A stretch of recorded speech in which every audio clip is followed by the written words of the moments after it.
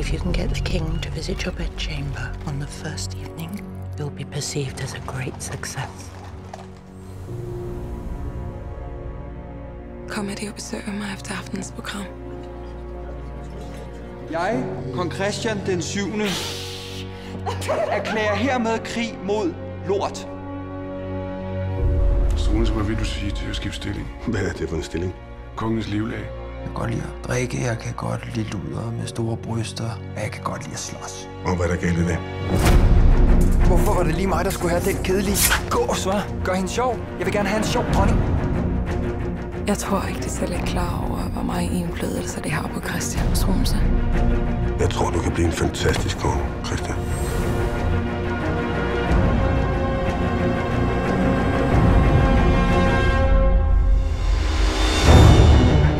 Jeg er gravid. Er det sandt? Nej. Du ødelægger mit land, Struense.